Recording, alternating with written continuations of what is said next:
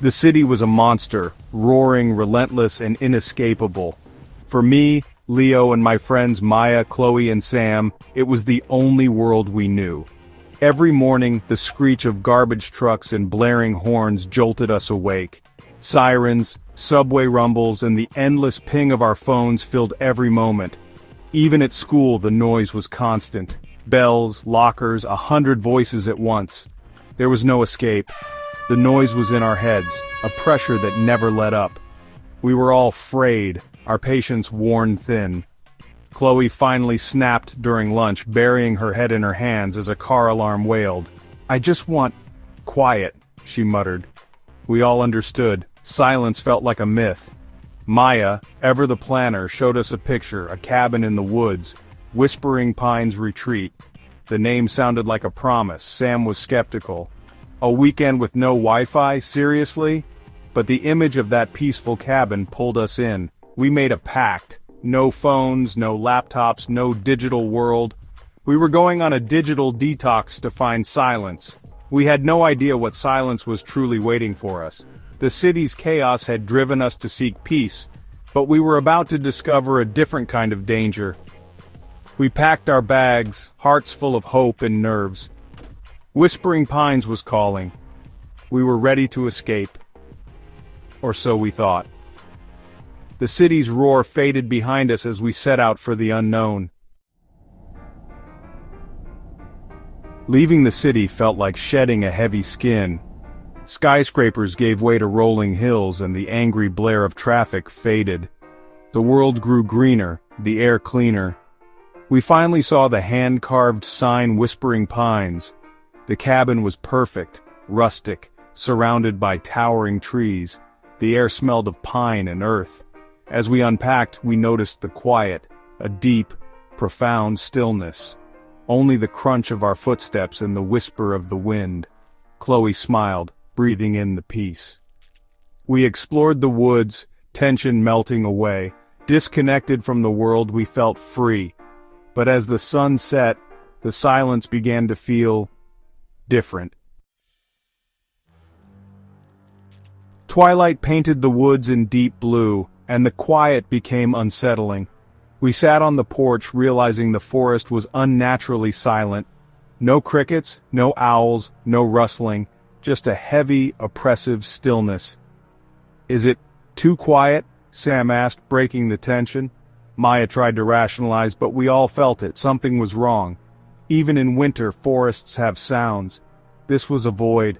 The silence felt predatory, as if the world was holding its breath. We retreated inside, trying to distract ourselves with a card game. Every small sound was jarring. The sanctuary now felt like a trap. The silence we craved was turning into our nightmare. We began to understand. Some things are not meant to be silent. The forest outside pressed in, thick and watchful. We waited, tense for whatever would come next. The night deepened and the silence grew heavier. We were not alone. The fire dwindled, and a nervous quiet settled over us. Then we heard it. A faint, rhythmic tap. Tap. Tap. At first I thought it was my heartbeat, but everyone else heard it too. I crept to the window and peered out. In the moonlit clearing stood tall, thin figures, bodies like twisted wood, faces hidden. Each held 2 stones, tapping them together in perfect unison. The sound was hypnotic, sinister, a ritual, not a song. The silence of the forest made sense now. These things had silenced it. Fear washed over me as I stumbled back. "They're out there," I whispered. "Things, made of wood." The others stared, terrified. The tapping continued, patient and menacing. It was the only sound in the world, a heartbeat of something ancient and terrible. We huddled together, powerless. The silence was their weapon. The tapping was a warning. We realized we were surrounded. The night pressed in, thick with dread. We waited, breathless, for what would happen next. The tapping never stopped. We were trapped. We huddled in the center of the cabin, far from the windows. The tapping drilled into our skulls, feeding our fear. "What are they? What do they want?" Sam whispered. None of us knew. The cabin felt like a flimsy box, a cage. The circle of wooden figures tightened outside, their ritual unbroken. They weren't trying to get in, just waiting. The silence pressed in, suffocating. Every sound we made felt like a violation. Their power was in their silence, paralyzing us. We were helpless, isolated and alone. No one to call, no signal, no help. The digital detox had become a nightmare. The tapping was a countdown. We were mice in a trap and the silent cats were waiting. Maya figured it out. Her eyes landed on my dead phone, and suddenly she was urgent. "What was the last thing you listened to?" she asked. "Heavy metal," I replied, confused. The tapping outside faltered for a split second. "That's it!" Maya exclaimed. "They hate noise! They create silence! That's their power! So what's their weakness?" The answer was obvious. Noise. Our poison was now our cure. My phone was dead, Chloe's too, but Sam pulled out a Bluetooth speaker and a power bank. "Guess it's good I'm a rule breaker," he grinned. He connected his phone, the screen lighting up with hope. The plan was desperate fight silence with sound. Sam scrolled to his loudest playlist. Noise. We all nodded. It was time to make some noise. We were going to bring the city to the forest. Our only weapon was chaos. The irony wasn't lost on us. We had run from noise, but now it was our salvation. We braced ourselves. The battle was about to begin. Silence was about to be shattered. Sam pressed play. A blast of electric guitar shattered the silence. The tapping stopped instantly. Outside, the wooden figures shrieked. "It's working!" Chloe shouted. We joined in, banging pots, drumming on tables, stomping our feet, yelling.